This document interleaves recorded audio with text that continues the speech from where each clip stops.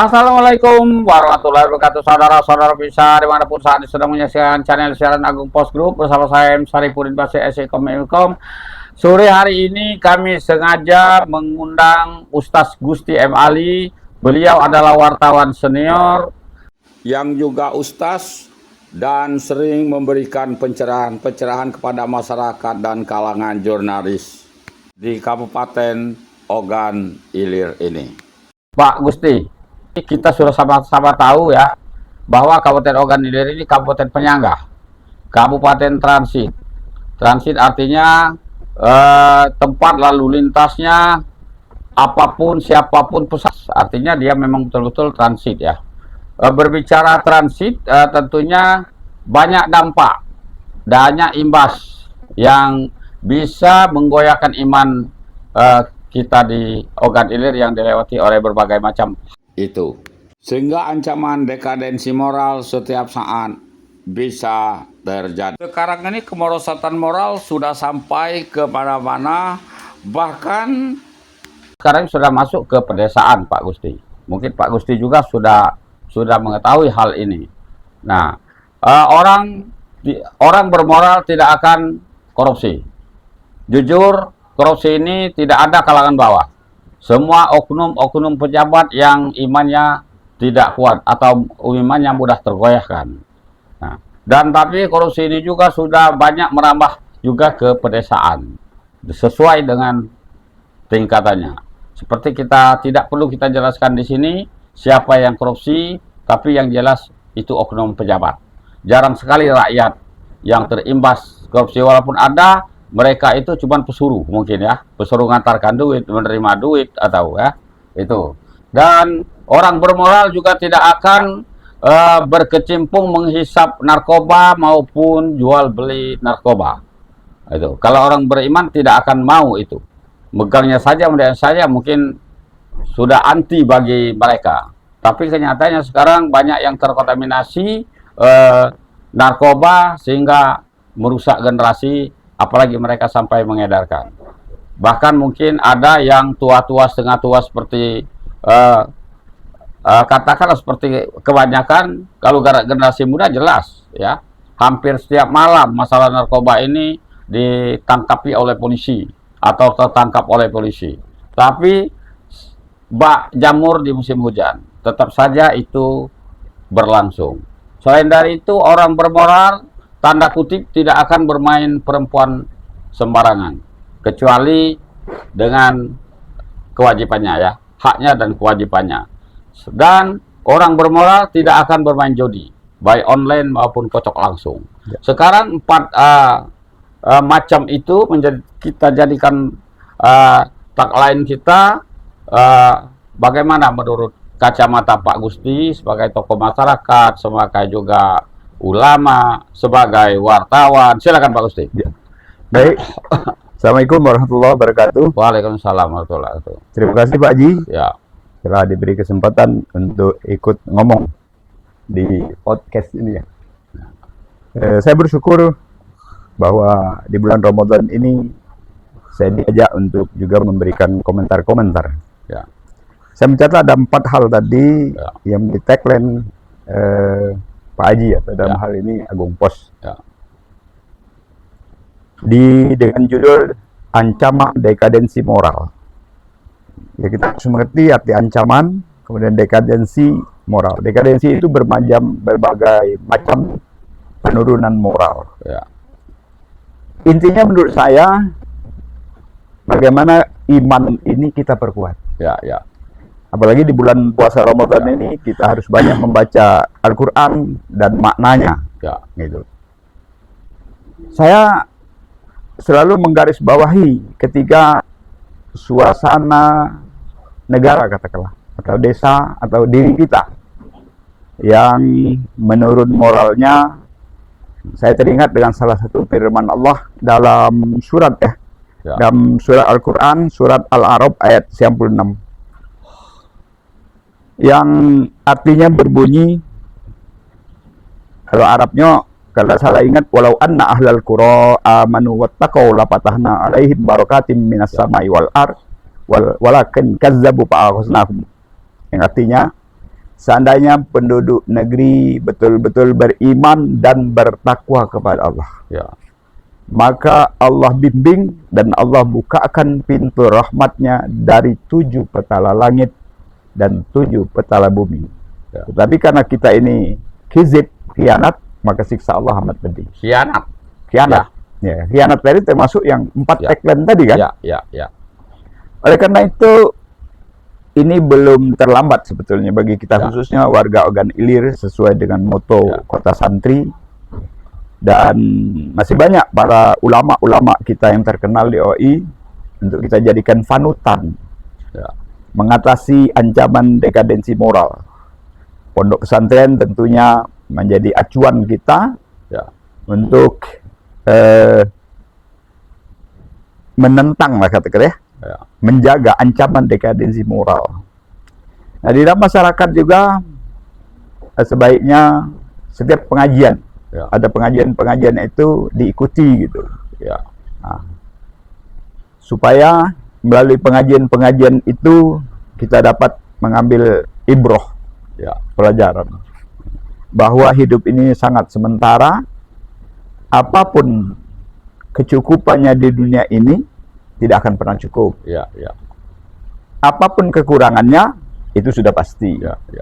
Oleh karena itu, terkait tadi masalah korupsi yang merajalela, yang tadi dikatakan bahwa korupsi itu bukan hanya dikerjakan oleh orang-orang bawahan, bahkan orang bawahan hampir sedikit, Ya. yang banyak itu para Mayoritas pejabat. pejabat. Ya. Oknum pejabat Ya. ya. Oknum ya. Nah, ini pun mungkin disebabkan tadi, Ya. yang walau ahna alal qura amanu tadi tidak mereka imani. Ya. Mereka sibuk memikirkan dunia ini sehingga masalah akhirat tertinggalkan. Tapi menurut Pak Ustaz Gusti, mereka ini kira-kira tahu nggak bahwa itu barang tidak disukai oleh Allah Subhanahu Wa Taala? Betul. Tapi ingat, ada satu juga dalil Tuhan, yudhillu may yasha wa yahdi man yasha. Nah, ini bahaya nih. Allah lah yang menyesatkan, Allah lah yang memberi petunjuk. Jadi sekalipun pejabat Artinya itu bisa menyesatkan juga. bisa menyesatkan. Artinya sekalipun pejabat itu pintar, katakanlah, Wah. menguasai ilmu teknologi, ilmu ekonomi dan sebagainya. Tetapi karena Allah akan menjadikan satu iktibar bahwa Allah lah yang berhak berkuasa menyesatkan, Allah sesatkan mereka. Artinya kesadaran itu dituntut ya. Betul. Ya. Maka ketika kita dihina oleh Allah, sebaiknya mereka itu sadar. Tapi kesadaran itu belum tampak sekarang. Iya. Nah, Ya. ketika kita berharap di bawah kepemimpinan Presiden Prabowo, Artinya belum tentu ya orang-orang terlihat alim, ulama, pintar, jenius, kan, cerdas. Tapi sebenarnya mereka itu tahu ya. Iya. Arti keimanan mereka pasti beriman ya. Iya. Tapi alam sadarnya itu mungkin. Ya. betul. Karena Allah tadi Iya. Karena Memang Allah- itu termasuk ujian mungkin. ujian, di satu sisi ujian, tapi sisi lain bagaimana Allah akan menghinakan hambanya yang tidak, walau anna ahlal qura amanu tadi. Iya. Gitu. Artinya mungkin itu sengaja diuji oleh Allah Subhanahu Wa Taala dengan berlimpah harta benda dan keuangan Betul, sebetulnya dan menghalalkan segala cara untuk mendapatkannya. iya. Ya. Ya, sebetulnya terkait kepada harta benda yang melimpah itu juga Allah sebetulnya memilih dia untuk memiliki harta. Iya. Karena menurut Allah bahwa dia adalah termasuk yang diamanati dengan harta. Menguji mereka tuh sadar enggak ya? Betul. Ini haram atau halal? Ya? Betul. Itu yang kesadarannya hilang sekarang ini. Nah, makanya mengatasi dekadensi moral ini ya tidak ada lain agama gitu. Ya, Khususnya ya. Islam, karena kelihatannya yang pelaku-pelaku ini mayoritas Islam. Ya. Jadi Islamnya itu menurut saya ini, saya pernah dikatakan Ustaz kontroversi. Ya. Menurut saya karena dia tidak bersyahadat. Bersahadat. Karena dia baru mengucap syahadat itu. Tapi kalau dia mengakui cara Tuhan kecil Allah dan Muhammad utusan Allah, Ya. pasti dibimbing. Ya. Gitu. Jadi dia itu akan terhindar dari kejahatan. Ya. Yudhillu may yasha wa yahdi man yasha tadi. Tetapi karena dia syahadatnya itu hanya diucapkan, Ya. tidak diamati, tidak Artinya disaksikan. kesadaran itu bisa menerpa siapa saja ya. Betul. tidak menyadari. Betul. Sadar, mengetahui kesadaran itu adalah obat yang ampuh, tapi juga mereka tidak mau mengerti katanya. Betul. Itu Iya. tadi. Betul. Ah, ah. Ya. Artinya tetap dengan hawa nafsu ya. Betul.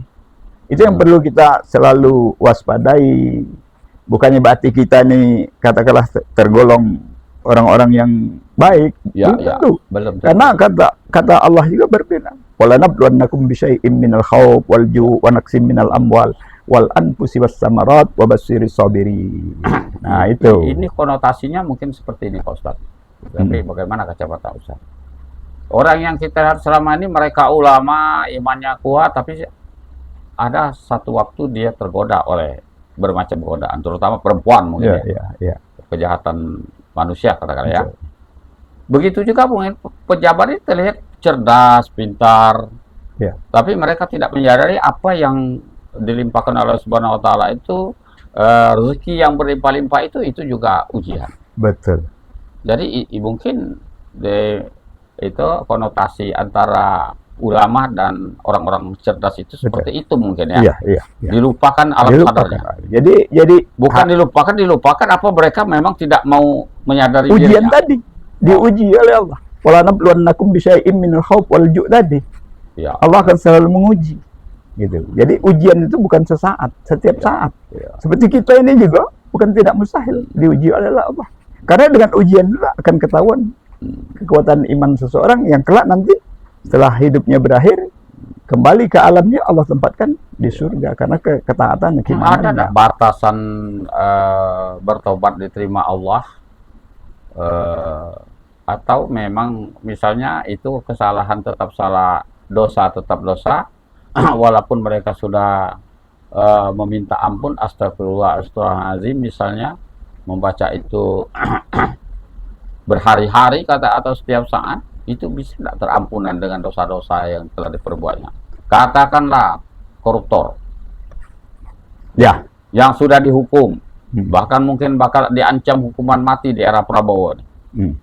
Nanti satu saat mereka bertobat, mungkinkah itu terampuni? Allah itu bersifat innallaha ghafurur rahim. Sesungguhnya Allah itu maha pengampun, maha penyayang. Nah, taubat itu sendiri, arti taubat itu kan berhenti. Berhenti kalau itu nilainya kejahat, berhenti dari kejahat, berhenti nian gitu. Itu yang dan Al-Quran juga dalam surat Furqan ayat 70 kalau tidak salah, Allah juga menjanjikan. Barang siapa yang beriman, bertakwa dan beramal soleh, aku ganti kejahatannya dengan kebaikan. Itu aku lupa itunya ayatnya. Furqan ayat 70. Itu janji Allah. Artinya begini, bisa saja manusia ini manusia ya, kita berbicara manusia. Dia berlomba-lomba di awal mencari sebanyak menghalalkan segala cara untuk mendapatkan rezeki yang sebanyak-banyaknya. Setelah itu mereka bertobat, tapi rezeki ini rezeki yang didapatnya dari menghalalkan segala cara. Ini bagaimana dalam kacamata Islam? Nah, kembali kepada pilihan Allah tadi. Dia dalam rangka hidupnya selalu korupsi, menumpuk harta dan sebagainya. Kemudian bertobat. Nah, bertobatnya itu ada cara gitu. Kalau harta itu dari yang haram, dia harus keluarkan infaknya, kemudian sosialnya, gitu kan? Dengan cara bahwa itulah cara membersihkan kesalahan dia. Tapi kalau dia masih menumpuk harta, katakanlah sekarang dia bertobat betul, tapi hartanya bergelimang dari perolehan yang menghalalkan segala cara.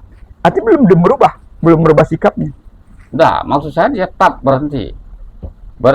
Satu saat dia berhenti, dia tidak lagi, dia rajin ke masjid, rajin sodako, segala macam, tapi hartanya memang berjembun karena dari perolehan haram tadi. Itu bagaimana itu? Di situ kita lihat kepribadiannya bagaimana. Apakah dengan dia taubat, berhenti dan menyadari harta itu dari yang haram, pasti karena dia bertobat dia akan dibimbing oleh Allah, diberi oleh Allah petunjuk.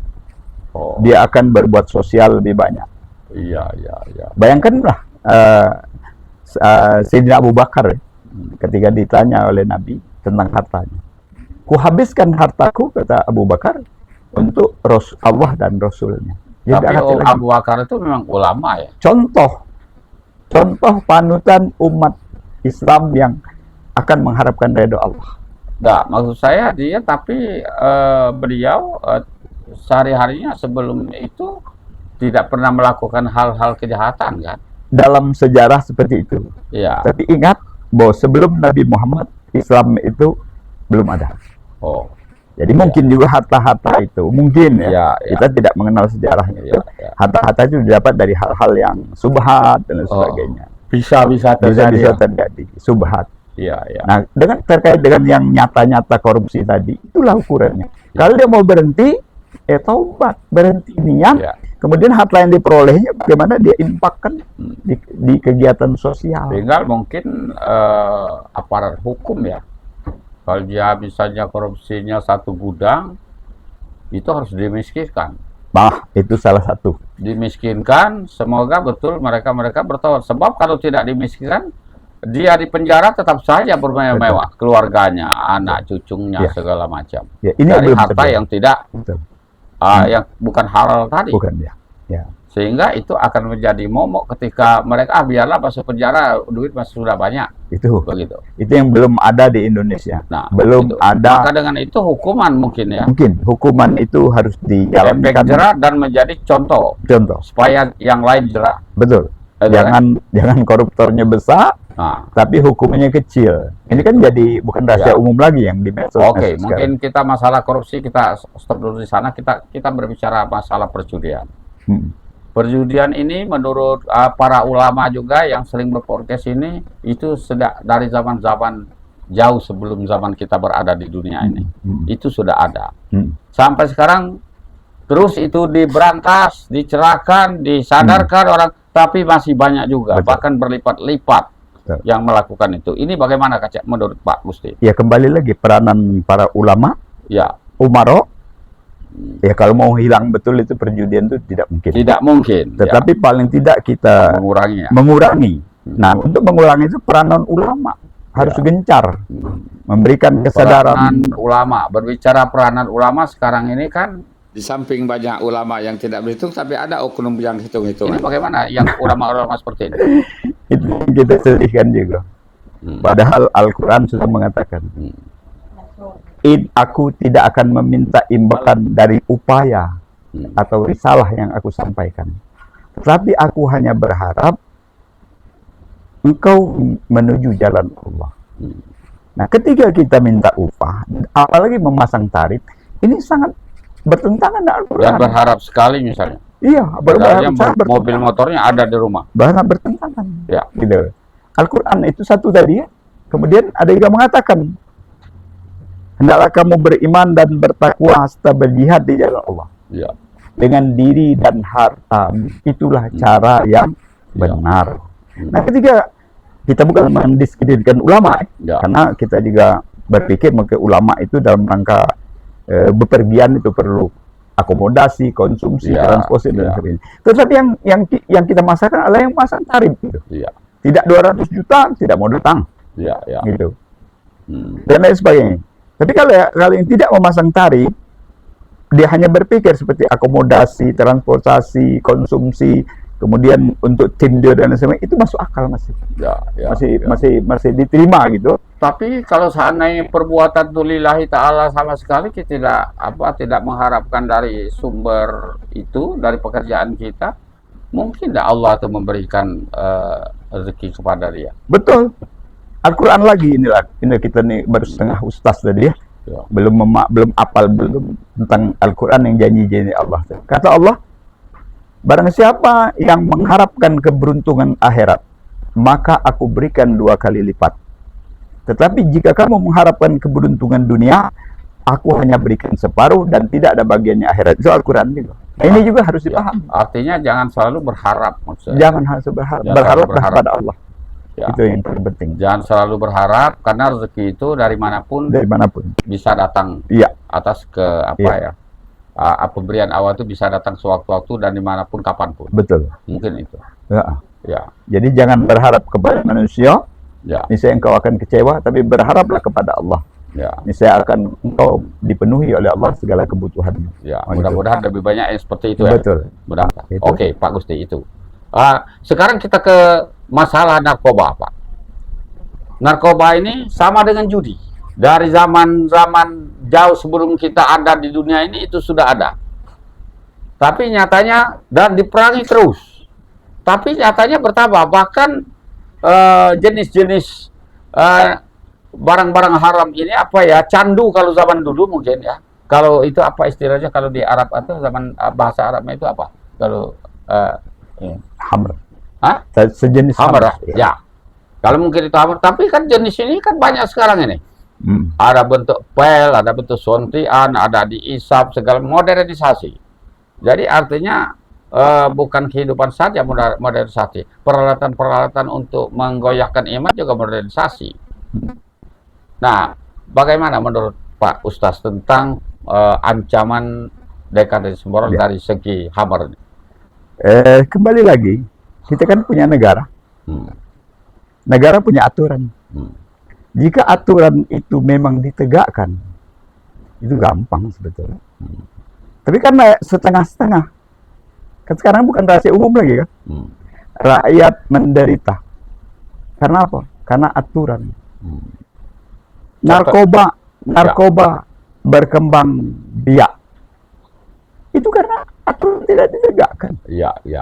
Kita lihat Tapi sering juga diamankan. Hampir setiap malam ada pengamanan pelaku-pelaku narkoba. Nah, kita sebagai wartawan sering mengintip mengintip apa yang terjadi sebetulnya. Ya. Makanya kita juga tidak mendiskreditkan aparat yang bertindak seperti Walaupun itu. ada mungkin oknum. Ya, walaupun ada oknum. Masih ada pejabat-pejabat atau aparat-aparat yang baik gitu. Tapi ada slogan, jangan ada dusta di antara kita. Itu paling penting. Ya. Kalau masih ada dusta di antara kita, apa yang kita informasikan, sebarkan kepada masyarakat, lain daripada yang jadi. Karena informasi itu tidak setiap saat diberitakan. Hanya sesaat ketika berhasil ditangkap. Kemudian setelah itu, kita tidak tahu apakah itu ada kelanjutan untuk ditindak atau bagaimana. Nah, ini lagi perlu ketulusan penegak hukum yang berkompeten. Oke. Pak Gusti, mungkin kita tagline terakhir ya. Tagline ini kan ada semuanya ada kaitan dari yang pertama tadi, dari korupsi, duit, ada kaitan dengan perjudian juga, ada kaitan dengan hammer atau narkoba tadi, masalah perempuan.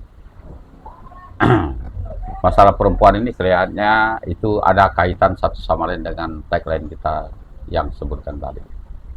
Ini sering menggoda juga, bukan orang biasa, tapi para ulama juga kadang-kadang tergoda. Ada yang oknum ulama ya, ada yang tergoda. Oknum guru ada yang tergoda tentang hal itu.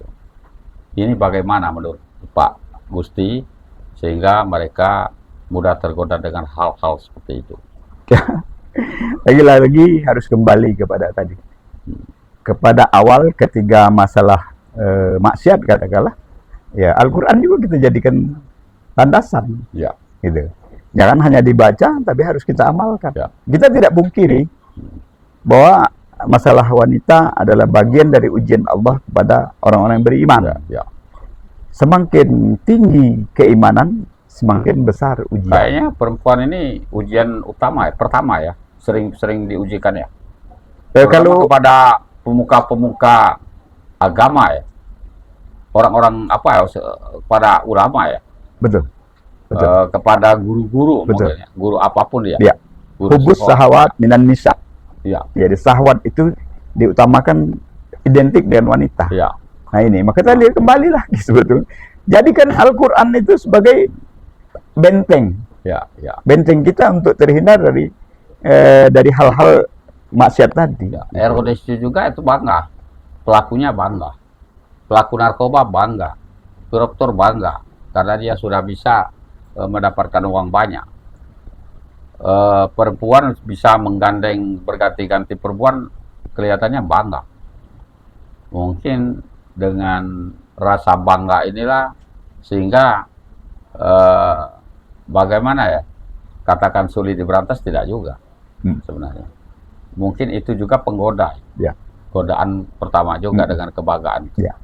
Itu artinya ada satu kebanggaan di satu sisi bangga, tinggi, mungkin merasa gagah segala macam, tapi di lain sisi ada hukuman di balik itu, yaitu dosa. Kalau berbicara dosa tidak usah lagi diceritakan di sini, pasti ada imbas. Ya. Bagaimana tinggal besar kecil Ya. perbuatan. Terakhir, mungkin Pak Gusti ada apa ya, pesan-pesan moral kepada seluruh pemirsa kita. Silakan Pak Gusti. Baik, ikhwan-ikhwanku sekalian, khususnya di Ogan Ilir, tidak ada lain pilihan kita sebagai umat Islam dan hidup di kota santri, bagaimana kita meningkatkan keimanan, meningkatkan pelajaran akhirat melalui Al-Quran dan hadis. Ini yang paling penting. Masalah akhirat itu harus lebih utama dari masalah dunia. Bukan berarti dunia harus kita tinggalkan. Sekarang ini kan kita ini urusan dunia separuh-separuh, urusan akhirat seperempat. Gitu kan? Harusnya urusan dunia separuh, urusan akhirat 60% kan? 40-60%. Ya. Karena kita harus sadar, hidup ini bukan untuk hidup. Hidup ini hanya ibarat jalan, pelintasan yang harus kita tempuh. Allah telah berkali-kali menyatakan dalam Al-Quran, "Wa ma khalaqtul jinna wal ins illa liya'budun." Tidaklah kuciptakan jin dan manusia kecuali untuk mengabdi. Nah, pengertian mengabdi ini harus kita jabarkan. Ya, ya. Sehingga dengan kita mengabdi tergolong taat beribadah kepada Allah, maka Allah bimbing kita dari hal-hal negatif dari 4 tagline tadi. Ya. Jadi intinya bagaimana kita bertakwa. Ya. Ini pengalaman kita Ji. Dari muda kita menuntut dunia kata gue. Ya. Tapi bersyukur Allah usia panjang, usia tua, di usia tua Allah bimbing kita kepada kesadaran hingga bertobat. Nah, kita harus bergembira dengan firman Allah dalam surat Al-Furqan 70 tadi. Ya. Aku ganti kejahatan kamu dengan kebaikan. Ya. Jika kita beriman, beramal soleh pada Allah, maka Allah ganti. Nah, ini yang harus kita pikirkan. Orang-orang seperti kita sudah di atas 70 ini Pak Gusti, kita bersyukur kita masih diberi napas kehidupan sampai saat ini. Sehingga kita masih bisa menyadari akan kesalahan itu, hal-hal yang kalau bukan hak kita, kita tidak perlu diambil. Dan kita kembali, kalau itu dosa jangan diperbuat. Betul. Mungkin kita bersyukur kita masih bisa beramal ibadah. Betul. Dan bisa meminta ampun atas kesalahan dan dosa-dosa selama ini. Betul. Kalau saya, karena saya sudah 71 2 bulan, jadi itu saya 1 bulan, tapi saya sadar, saya bersyukur dengan Allah SWT bisa berumur sampai sekarang. Alhamdulillah sehat. Kesempatan kalau melihat teman-teman kita yang sudah mendahului kita, memang teman-teman kita itu semuanya beriman semua. Tapi kan kita tidak tahu. Yang jelas mereka tidak bisa menambah lagi untuk beramal ibadah. Itu yang jelas ya. Tidak bisa lagi beramal ibadah, tidak bisa berbuat kebaikan, tinggal menunggu rasa. Sudah 30 menit, Pak, tidak terasa. Terakhir mungkin, Pak Ji. Silakan. Jadi berkenaan di bulan suci Ramadan, yang Allah lipat gandakan balasan beribadah. Maka pergunakanlah kesempatan ibadah ini dengan sebaik-baik mungkin. Kalau itu sholat, maka sholatlah dengan cara yang benar. Kalau itu puasa, puasalah dengan cara yang benar. Bukan hanya menahan lapar dan dahaga. Kemudian kalau itu nanti saatnya mengeluarkan zakat dan zakat fitrah, ya keluarkanlah zakat fitrah sesuai dengan, kalau itu beras, apa yang kita makan, itulah yang kita keluarkan. Begitupun kalau nanti haji, maka bersyukur seperti Pak Haji itulah haji. Jadi intinya masalah akhirat itu jangan disepelekan. Dunia kita utamakan, akhirat pun harus lebih diutamakan, agar kita ketiga mengakhiri kehidupan ketika sakratul maut di kerongkongan, kita akan menyebut la ilaha illallah Muhammad Rasulullah. Terima kasih Pak Ji. Assalamualaikum warahmatullahi wabarakatuh. Waalaikumsalam warahmatullahi wabarakatuh. Luar biasa. Saya tidak akan mengulang lagi karena ini Ustaz yang berbicara. Saya percaya apa yang disampaikan beliau tadi ini akan membawa makna yang lebih bagus dan bermanfaat bagi kita meniti kehidupan di dunia maupun di akhirat nanti. Lebih kurang kami mohon maaf. Kepada Allah saya mohon ampun. Saya akhiri dengan wassalamualaikum warahmatullahi wabarakatuh. Terima kasih.